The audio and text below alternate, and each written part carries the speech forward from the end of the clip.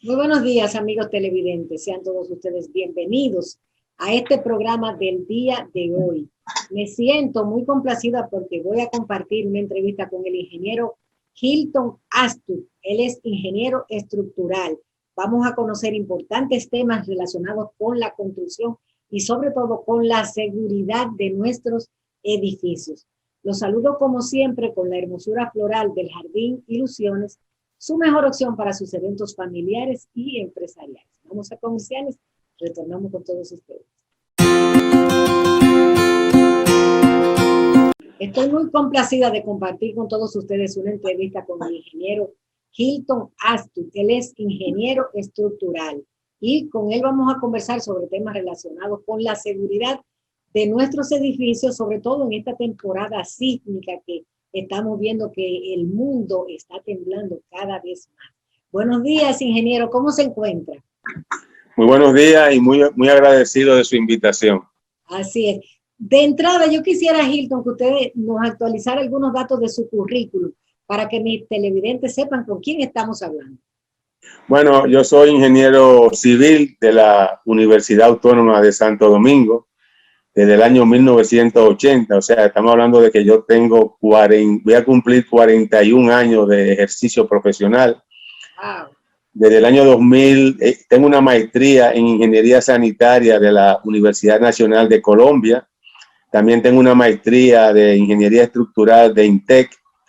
Desde el año 2000 estoy dedicado a la ingeniería estructural.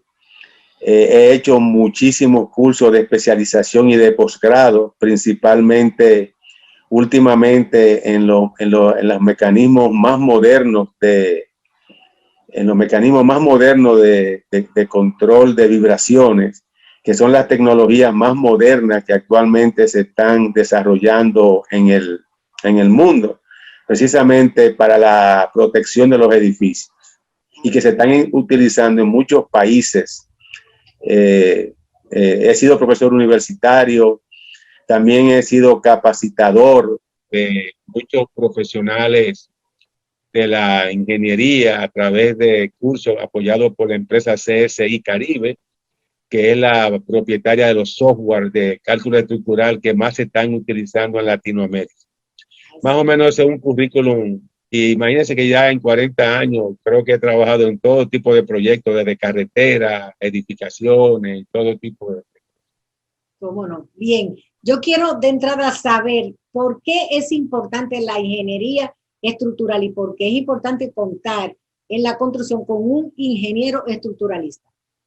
Bueno, un ingeniero estructural, así como hay médicos que se dedican que son, por ejemplo, especialistas en cardiología, médicos especialistas en temas del cerebro, médicos especialistas en ginecología y obstetricia, abogados que son penalistas, otros que son derecho civil. Así también la ingeniería civil tiene varias áreas. Por ejemplo, están los ingenieros sanitarios, que son los que se dedican al diseño de acueductos y alcantarillados, a las plantas de tratamiento de agua potable, a las plantas de depuración de aguas residuales, de la cual yo también soy especialista. Están los ingenieros viales, que son los que se dedican a los temas de comunicación. Están los ingenieros administradores de empresas, que son los que programan y desarrollan los aspectos económicos de una empresa. Están también los ingenieros estructurales. Y el ingeniero estructural es el que diseña las estructuras para que sean seguras ante cualquier acción, como es el caso de los sismos, que es la fuerza más importante que tiene la naturaleza. Entonces, el ingeniero estructural es el que diseña esas estructuras con el objetivo de que las estructuras se resistan esas fuerzas de manera tal que se puedan agrietar, pero que sea un agrietamiento controlado, pero que jamás en la vida colapse. Ese debe ser ese es el sentido del ingeniero estructural. Generar estructuras que sean resistentes a cualquier acción a la que se vea vista esa edificación durante su vida útil y que ella se comporte de una manera segura, previendo siempre que hayan fallecidos, porque el objetivo de la estructura convencional, del diseño convencional, es salvar vidas. Ya hay la ingeniería ahora más moderna que precisamente lo que persigue es que no solamente se salven las vidas, sino que también se salven los bienes, se protejan los bienes. Y ya eso forma parte de lo que yo le hablé anteriormente, de esos temas que yo he desarrollado, que son temas modernos, que son lo que se llaman esos sistemas de protección sísmica. Hemos visto en los últimos meses un incremento de la actividad sísmica a nivel mundial.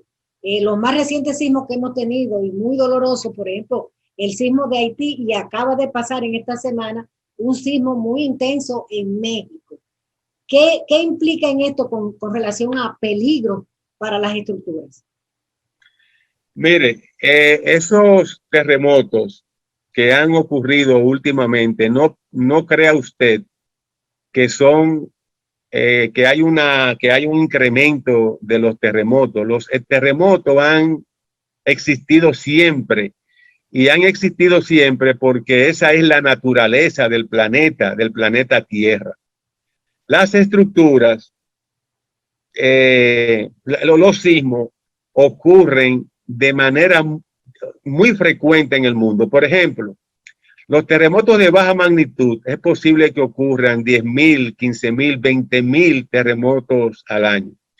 Fíjese en los medios de comunicación que los terremotos con una magnitud mayor de 8, tal vez ocurra 1 o 2 al año. Los terremotos con una magnitud mayor de 7 probablemente tengan una recurrencia de tal vez de 7 o 10 al año. Mayores de 10 son 50, 60, etcétera. Mayores de 5, tal vez 100. Lo que le quiero decir es que la Tierra vive temblando porque esa es la naturaleza del planeta Tierra. Ahora bien, en la República Dominicana, que es una zona de alto riesgo sísmico, según lo ha clasificado el Servicio Geológico de los Estados Unidos, la República Dominicana tiembla todos los días. Lo que pasa es que nosotros no lo percibimos, pero todos los días el servicio sismológico dominicano que está en la UAS, todos los días registra 3, 4, 10 sismos de magnitud 2, de magnitud 3, que como les digo son prácticamente imperceptibles. Y fíjese que cada cierto tiempo es que realmente ocurren sismos de una magnitud de 5, que son los que a nosotros nos hacen sentir. Nosotros en el país tuvimos un terremoto de 8,2, me parece, en el año 1946. Es el máximo que hemos tenido.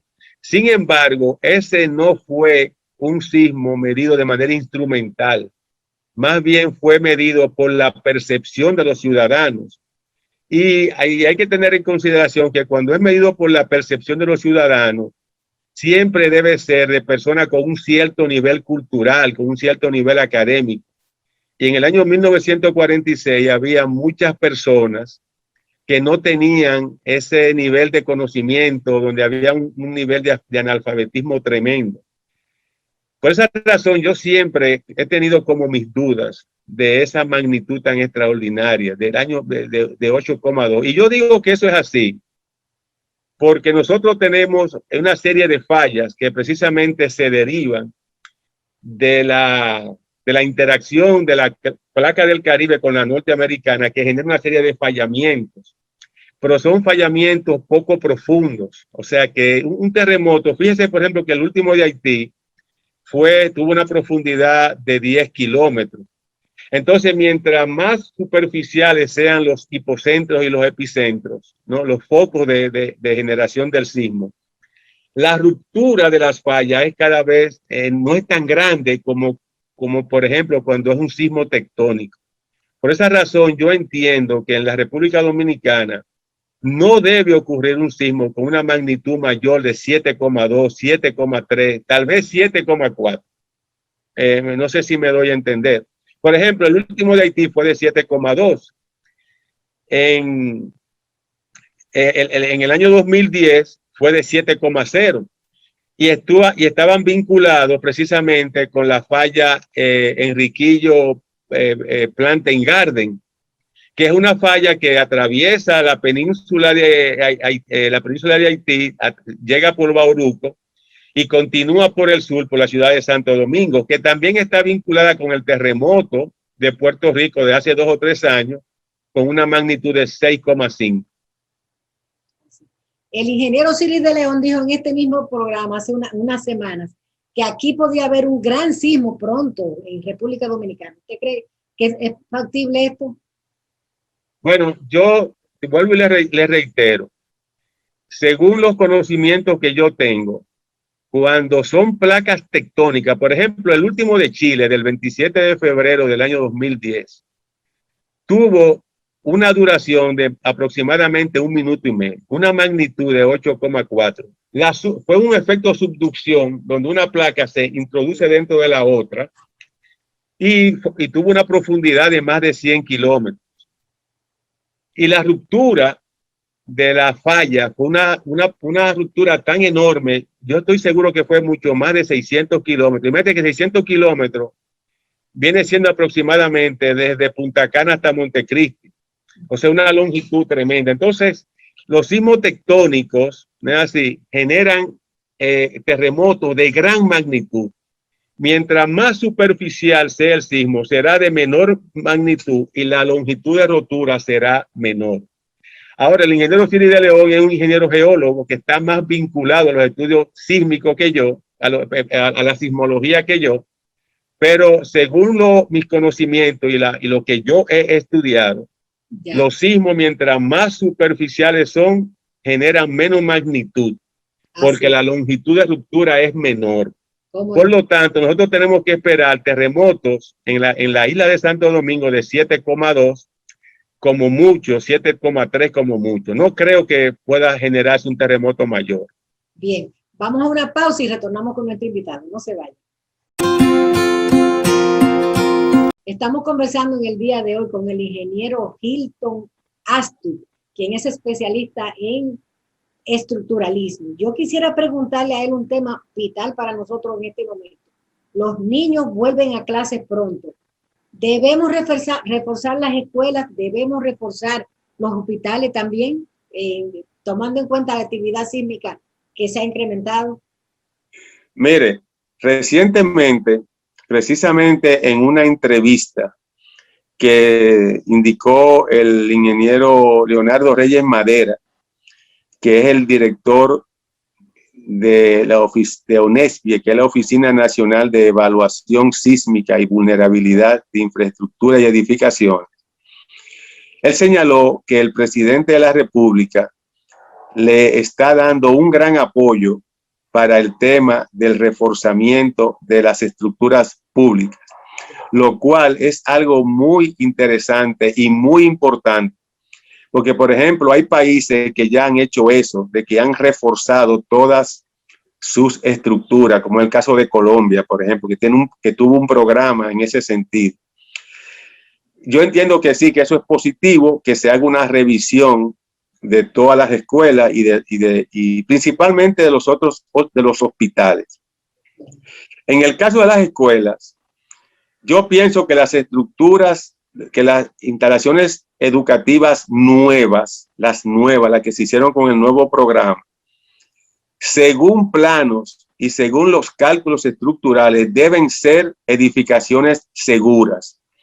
¿Por qué? Porque son esquemas redundantes. Cuando yo hablo de redundancia, es que tienen muchas líneas de resistencia, muchas columnas, pero además están detalladas de una manera adecuada para que la estructura se deforme, disipe energía y no colapse. Por lo tanto, siempre y cuando esas edificaciones se hayan diseñado acorde a los planos y a las recomendaciones estructurales, porque precisamente esas escuelas se diseñaron siguiendo el Código Sísmico Dominicano. Pero además tienen una configuración muy parecida a las escuelas peruanas, que tienen columnas en las intersecciones y en las esquinas en forma de L y en forma de T, lo que contribuye a darle una resistencia perimetral muy importante. Ahora bien, una cosa es las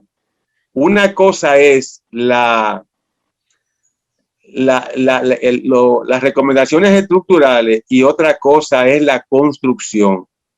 Entonces, lo que hay que investigar es si realmente esas escuelas se construyeron en base a los cálculos y diseños estructurales. Eso es lo que realmente se debe de investigar. Ahora bien, las escuelas viejas sí deben ser objeto de un análisis muy detallado. ¿Por qué razón? Simplemente tenemos la experiencia del año 2003 del terremoto de Santiago, donde una serie de escuelas fallaron precisamente por tener baja calidad en la construcción, por tener un detallamiento de acero inadecuado, por tener problemas de configuración del esqueleto resistente, problemas de fundaciones, y todo eso influyó para que esas estructuras colapsaran, que son de las escuelas viejas.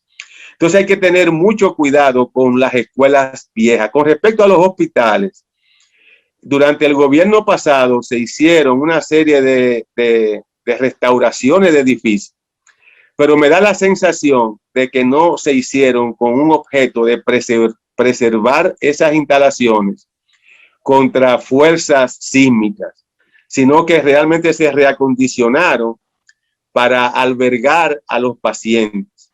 Entonces, con el tema de los hospitales sí se debe tener mucho, pero mucho cuidado, porque los hospitales son los centros, se caracterizan como centros esenciales.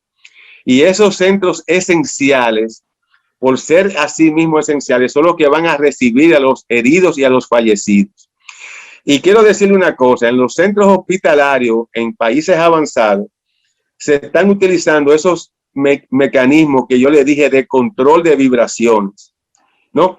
Por ejemplo, en el caso chileno, hubo un hospital, el hospital militar, que estaba construido sobre la base de tener lo que se llaman aisladores basales, que es un mecanismo de control de vibraciones. Ese hospital fue exitoso en su respuesta ante un terremoto de 8,4 y según el Servicio Geológico Americano y 8,8 según el Servicio Geológico Chileno. Y ese hospital no le pasó absolutamente nada. ¿Qué significa esto?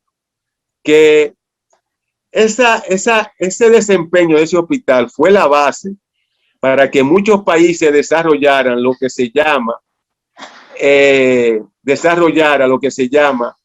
una norma que obliga a los centros de salud a que en sus mapas de zonificación sísmica de gran riesgo se diseñen como mecanismos para el control de vibración, como es el caso de Perú, que es una norma por ley del Estado, que los hospitales que se encuentran próximos a la costa del Pacífico sean diseñados con esos mecanismos.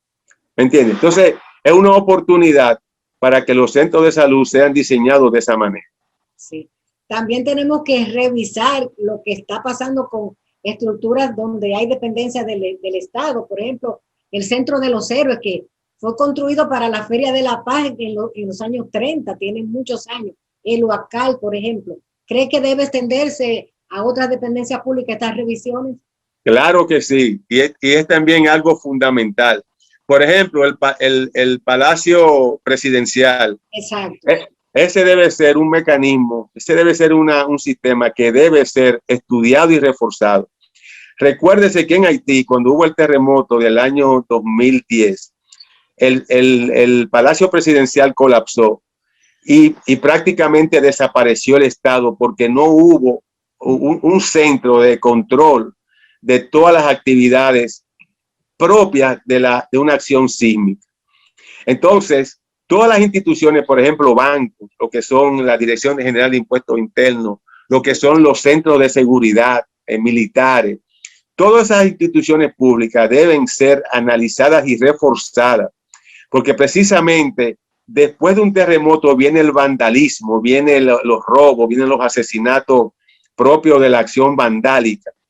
Y precisamente son los organismos de seguridad los llamados a controlar ese tipo de cosas.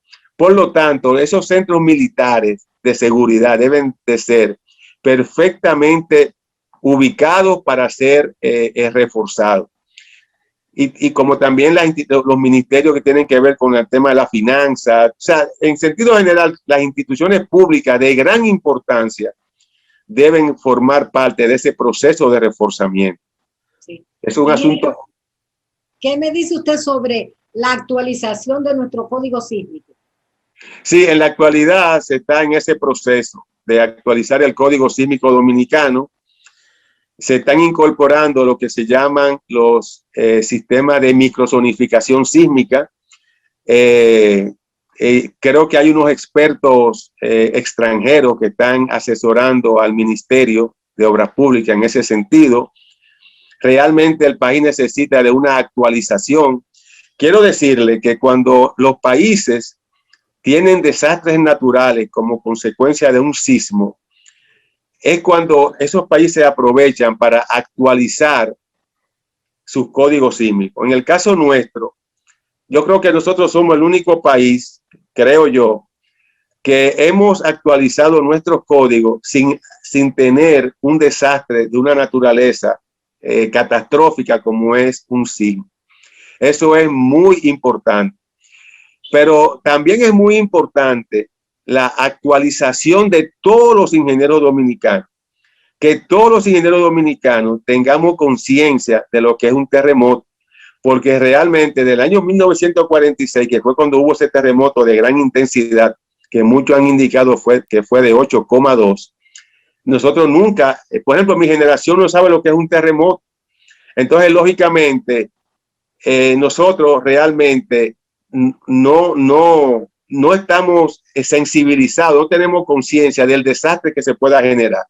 Por ejemplo, como yo le señalé al principio de la intervención, Chile tuvo un terremoto en el año 1960 y hoy día, no importa la magnitud del terremoto, las edificaciones que colapsan en Chile son mínimas. ¿Por qué? Porque ellos han actualizado sus códigos, han generado sus normas y sus ingenieros son individuos muy capaces precisamente por ese tema. Eso ocurrió con México en el año 1985. Hoy México también, que es un país con alto riesgo sísmico, tiene estructura muy segura precisamente por eso, porque han actualizado sus normas, han actualizado sus ingenieros, etcétera. El caso de Estados Unidos en el año 1994 tuvo el terremoto de Northridge y ese terremoto provocó que el Estado norteamericano invirtiera $5,000 millones generando normas e investigaciones que hoy día son la base de los códigos latinoamericanos, de la gran mayoría de los países latinoamericanos. Entonces, ¿qué le quiero decir con eso? Que los países, cuando han tenido un terremoto, han tenido que normalizar sus códigos y eso le ha servido para que en futuro periodo en que se genere un terremoto, sus estructuras resulten ser seguras, ¿no? Nosotros no hemos tenido ese problema, gracias a Dios. Pero nosotros sí tenemos un problema que tenemos que actualizar. Tenemos que actualizar nuestros ingenieros y nuestro código. Eso está muy correcto. Vamos a comerciales y retornamos con la entrevista con el ingeniero Hilton Aston. No se vayan.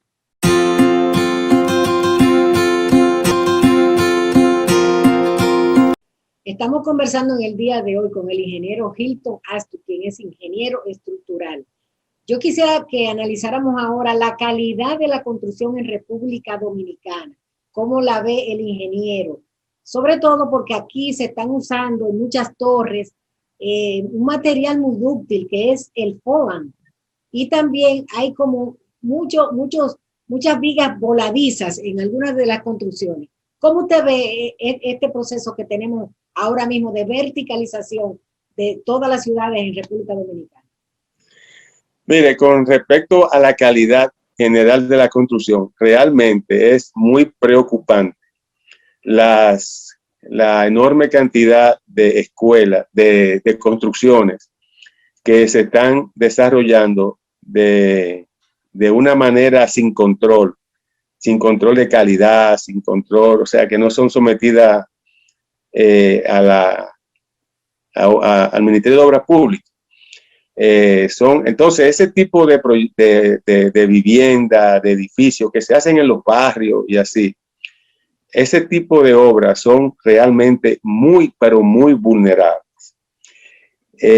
Y también son construidas probablemente por profesionales que no son expertos en el tema de la construcción, no son técnicos, no son académicos de realidad.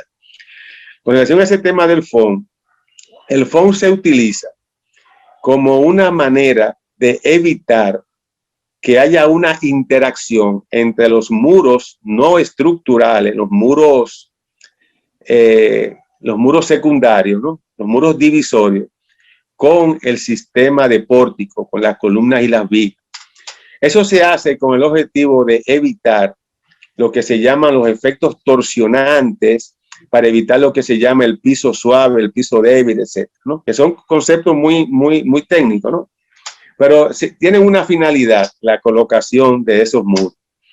Ahora bien, a mí me preocupa mucho que esos muros en muchas ocasiones se colocan, se le coloca el FON y no se conectan a las vigas y a las columnas. Eso provoca que ese muro solamente trabaje en voladizo, pues solamente está apoyado en la parte inferior del piso, ¿no? Y yo le pregunto a usted, un terremoto de gran intensidad no podría generar una volcadura de esos muros. Entonces, es posible que ante un terremoto de gran intensidad, esos muros tiendan a voltearse, a colapsar, y las estructuras se queden como vacías. O sea, que usted vea el esqueleto principal resistente, que no le pasó nada, pero esos muros divisorios que se están colocando con ese FON sin conectarse a las vigas y a las columnas, sino que es simplemente un plástico que la bordea en todo su borde exterior. Realmente eso no funciona. Un terremoto de magnitud 8, de magnitud 7, necesariamente va a provocar, por la energía que libera un sismo de esa magnitud, va a provocar que esos muros se volteen y puedan colapsar, incluso puedan hasta matar a una persona que esté durmiendo o que esté abajo y cuando esos muros caigan, pues lógicamente pueden generar accidentes muy importantes. Eso es una situación que realmente yo le he visto en muchísimas construcciones. Lo ideal es conectar, ponerle planchuelas de acero, ¿no? Planchuelas de acero que conecten a las vigas y la columna con ese muro, de manera tal que cuando ocurre el movimiento sísmico, esos muros tengan tendencia a moverse y sean un elemento disipador de la energía. Eso sería lo ideal que se debe hacer. Yo particularmente en mis proyectos siempre conecto esos muros con esas planchuelas, siempre. Eso es una norma que nosotros tenemos en nuestro ejercicio profesional. ¿Cómo usted ve la supervisión de obras, tanto en el sector público como en el sector privado? ¿Se está realmente velando porque se cumplan estas normas que usted dice que deben aceptarse siempre en cualquier construcción? Bueno, por ejemplo, en el caso de los supervisores de obras públicas, ellos van a los proyectos y ellos tratan de que lo que se está recomendando en los planos sea lo que se cumpla, porque esa es la función de ellos. Yo lo que observo es que a veces esos supervisores son muchachos jóvenes, como lo fuimos todos los que nos graduamos en una época, con poca experiencia. Entonces, pero a esos ingenieros que ya le hablé anteriormente de que los países toman medidas de cambio de norma, de nuevos reglamentos, etcétera, cuando tienen un terremoto, ¿no? Realmente nosotros no lo hemos tenido, pero esos ingenieros deben de capacitarse Así como hablamos de reforzamiento de los hospitales, de las escuelas, de las áreas institucionales, nosotros también tenemos que reforzar el conocimiento de esos ingenieros jóvenes que van a supervisar los proyectos, que ellos tengan conciencia de que un terremoto está muy vinculado a daño, está muy vinculado a muerte, está muy vinculado a que la economía se deteriore, está muy vinculada a que hayan actos vandálicos, a que se generen tsunamis, a que se generen deslizamiento de tierra, a que la infraestructura se dañe, etc. Y cuando un inspector tiene un entrenamiento en ese sentido, cuando va a la construcción, ya va con un criterio de entender por qué se está reforzando los elementos así y de esa manera, por qué se está recomendando ese tipo de detallamiento. O sea, yo entiendo que así como también se habla de reforzamiento de escuelas, de hospitales y de instituciones, también se debe de hablar de capacitar a todo el país, un plan de reforzamiento, un plan de adecuación, un plan de capacitación de todos los ingenieros que trabajan en ese tipo de áreas, principalmente en el Ministerio de Obras Públicas y en todas las áreas de supervisión. Hay un tema que preocupa y es la incursión de personas que no están capacitadas y que están realizando construcciones, maestros constructores. A veces un arquitecto está construyendo, pero no tiene la capacidad de un estructuralista, como es el caso suyo. ¿Cómo usted ve? No, eso también también eso genera estructuras vulnerables. Mire, en el terremoto del año 2003 que afectó a Santiago y Puerto Plata, que fue un terremoto de 6,5, ahí se pudo ver el detallamiento, o sea, la colocación del acero de muchas estructuras y la baja calidad del concreto. Yo recuerdo que el CODIA fue a esa zona y ellos tomaron muestras de concreto y cuando las rompieron, la resistencia fue de 60 kilogramos centímetro cuadrado. Cuando la norma establece que la resistencia mínima debe ser de 210 kilogramos centímetro cuadrado. Oiga, estamos hablando de que ese concreto tenía una resistencia 3.5 veces menor de lo que realmente se requiere. Y esos concretos se hacen a mano y todavía se siguen realizando concreto a mano. Y eso generalmente lo hacen esos albañiles y esos maestros que entienden, que tienen la cultura de que haciendo un proporcionado de agregado y de cemento y de agua, van a generar esa calidad. Mire, en mi experiencia, nosotros haciendo estudios de vulnerabilidad estructural, la resistencia promedio que nosotros encontramos en las construcciones es de 100 kilos centímetros cuadrados. ¿De qué estamos hablando? Estamos hablando de un hormigón frágil, de un hormigón que quiebra de manera violenta. Y eso fue lo que ocurrió en el terremoto de Santiago y Puerto Plata, con ese terremoto de 6,5. Ese terremoto de 6,5 en realidad debe ser ese debe ser como un laboratorio para todos los dominicanos. Y aunque ocurrió hace 20 años, ¿no? Todavía, esa experiencia nosotros tenemos que, como laboratorio al fin, tenemos que verla como un espejo y tratar de que las construcciones tengan una mejor calidad.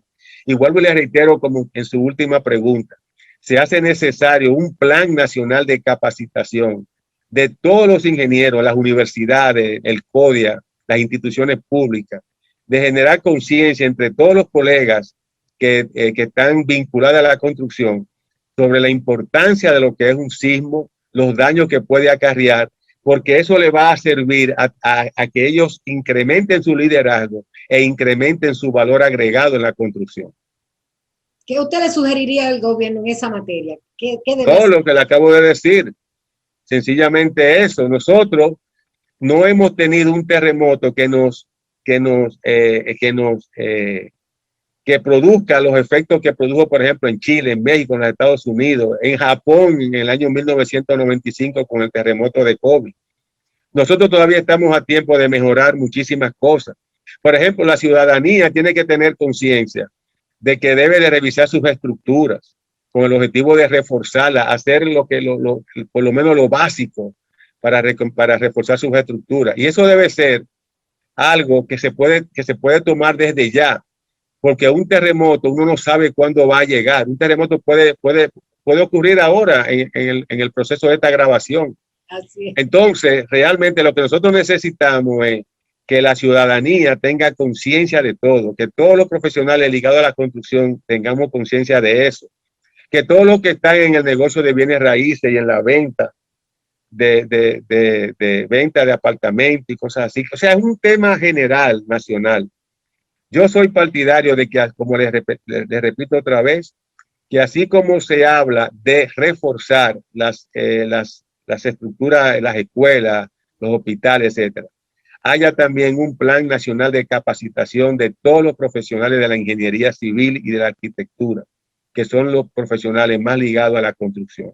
¿Cómo no? Vamos a una pausa y retornamos con nuestro invitado. No se vayan. Estamos conversando en el día de hoy con el ingeniero estructural Hilton Astor. Yo quisiera que él nos compartiera sus pareceres sobre cuáles enseñanzas nos deja a nosotros este sismo que acaba de ocurrir hace unas semanas en Haití. ¿Qué podemos aprender de esa experiencia? No, simplemente la experiencia es construir con calidad. ¿Qué significa construir con calidad? Significa utilizar materiales de calidad. Significa utilizar detallados adecuados de los refuerzos. Significa generar uniones adecuadas de todos los elementos, llámense metálicos, llámense de hormigón, etcétera. Generar fundaciones adecuadas según las recomendaciones geotécnicas. Eso es lo que nos deja la enseñanza. ¿Por qué? Porque Haití falló por la vulnerabilidad de sus construcciones. Entonces, nosotros lo que tenemos que tratar de hacer es estructuras que no sean vulnerables, estructuras que no sean vulnerables. Y eso solamente se logra construyendo con calidad. Si nosotros construimos con calidad, no solamente garantizamos la vida, sino que también garantizamos los bienes. Y es muy triste que una persona que después que ha ahorrado durante toda su vida y haya construido su casa o haya comprado su apartamento, venga de buenas a primeras y pierda todo eso. Entonces, la experiencia haitiana, ¿qué nos dice? Construir con calidad. Esa es la única recomendación que uno puede ver. Sí. No realizar, hacer que las estructuras no sean vulnerables. Vuelvo y le repito. Sí. También hay un punto, usted hablaba de la necesidad de que hubiera una supervisión constante sobre las entidades, los edificios públicos, pero uno observa que después que se construye un edificio, se da mantenimiento de limpieza, pero no se va a una revisión periódica de las estructuras. ¿Usted cree que nosotros debiéramos tener normas nuevas sobre este aspecto? Miren, si los proyectos se construyen con calidad, si se construyen con hormigones de buena calidad, etcétera, con detallados adecuados, con recubrimientos adecuados, etcétera, las estructuras son perdurables con el tiempo.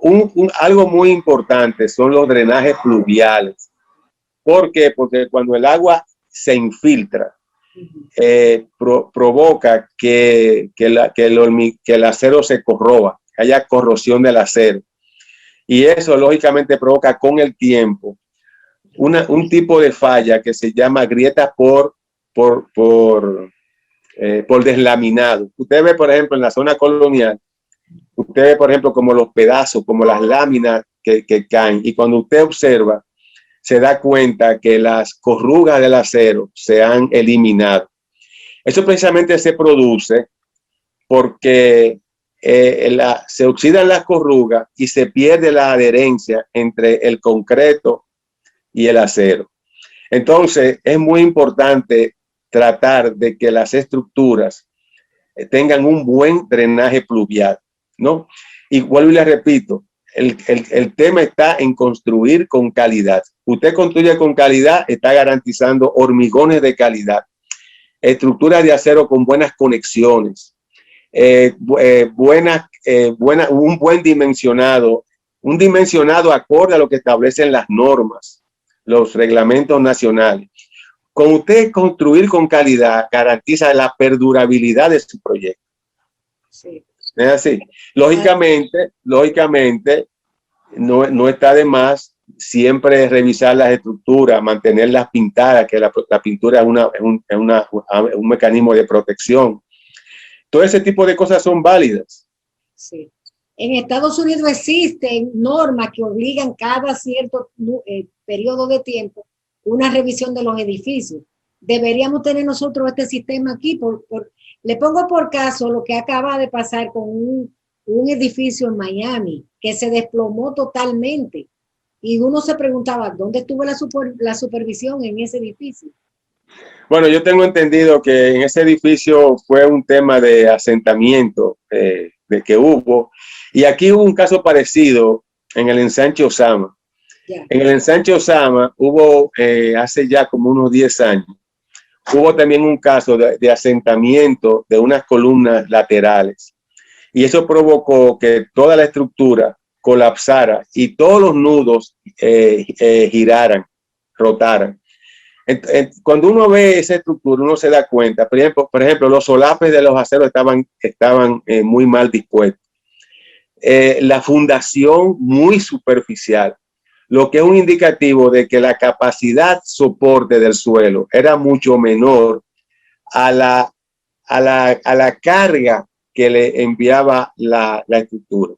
Eso lógicamente genera un asentamiento de suelo. Ese asentamiento provocó que la estructura colapsara lateralmente, o sea, fue un desplome el lateral, como si fuera un efecto dominó. Y usted ve, yo tengo fotos de ese edificio porque yo fui a verlo, y usted ve las columnas completamente giradas hacia donde se produjo el desplazamiento. Algo parecido fue lo que sucedió en ese edificio de Miami. Ingeniero, me gustaría que usted nos hablara un poco sobre el uso de nuevas tecnologías en la construcción para que sean mucho más seguras. Sí, actualmente, por ejemplo, como yo le mencioné anteriormente, en Chile, por ejemplo, se utilizaron edificios con varias estrategias de control, de protección de edificios. Yo le mencioné los aisladores basales, le hablé del hospital militar. El aislador basal es un dispositivo que absorbe la energía sísmica con una gran capacidad de deformación lateral y provoca que los edificios se comporten como un cuerpo sólido sin que se generen desplazamientos relativos entre los distintos pisos. Están también los disipadores de energía que absorben parte de la energía sísmica porque ellos le añaden amortiguamiento a la estructura. ¿Qué significa que le añaden amortiguamiento? Es una propiedad que reduce los niveles de aceleración, de velocidad, de desplazamiento, de fuerza. Es decir, reduce los niveles de excitación. Y lógicamente la estructura va a tener un mejor comportamiento. Pero una tercera estrategia es lo que se llama los amortiguadores de masas sintonizadas, que es una masita que se coloca en el techo del edificio y esa masa genera una frecuencia contraria a la frecuencia del edificio, tratando de mantener el edificio estable. Estas son las tres estrategias fundamentales de control de vibración. Eso se está implementando mucho en el mundo. Todavía aquí en el país no lo conocemos bien. Yo me he especializado mucho en ese tema, precisamente porque es una manera de uno darle a su cliente un mejor servicio en caso de reforzamiento estructural. Esas son las tecnologías más modernas que hay. Igual y les repito, como les dije anteriormente, es muy importante que en el tema de reforzamiento de los hospitales se mire hacia estas tecnologías que se están aplicando en muchos países latinoamericanos, principalmente en Sudamérica y México. Así es. Si alguna persona quisiera acercarse a usted, me gustaría que le diera sus coordenadas de teléfono, el nombre de su empresa, porque creo que usted pudiera ser útil para muchas personas que quieran saber más de este tema. Bueno, mi empresa se llama Hilton Ashwood, Ingenieros Civiles SRL. Nosotros estamos dedicados a lo que es la consultoría estructural, a la vulnerabilidad y reforzamiento de estructuras. Y el teléfono de nuestra oficina es el 384-8650. 809-364-8650. Ingeniero Astud, me gustaría que habláramos un poco sobre la calidad de nuestro suelo en términos de su respuesta frente a un posible sismo. Bueno, mire, los suelos blandos, cuando una estructura se emplaza en un suelo blando, los suelos blandos tienen la propiedad de amplificar las ondas sísmicas, lo que significa que las estructuras se ven soportadas a una mayor intensidad del movimiento, a una mayor fuerza. O sea, tienen su respuesta tiene que ser mucho mayor en suelos blandos. Ahora, en suelos rocosos ocurre lo contrario. En suelos rocosos la amplitud de la sonda es menor. Pero eso no significa que la ingeniería estructural no tenga respuesta para ese tipo de suelos. Los ingenieros estructurales usan en el diseño convencional de estructura, se usa un espectro de respuesta, y ese espectro de respuesta, si usted incorpora los factores de sitio, usted genera estructuras más rígidas para suelos blandos y estructuras más flexibles para suelos rocosos. O sea, no importa si el suelo es blando o es rígido. La ingeniería estructural le da respuesta al desempeño de esas estructuras, porque toma en consideración los factores del suelo. Bien, se nos agotó el tiempo. Quiero agradecer al ingeniero Hilton Astud, quien es experto en estructuralismo, por esta interesante participación en nuestro programa. Desearle éxito en sus funciones. A ustedes agradecerles que hayan estado con nosotros y esperarlos la próxima semana. Hasta entonces.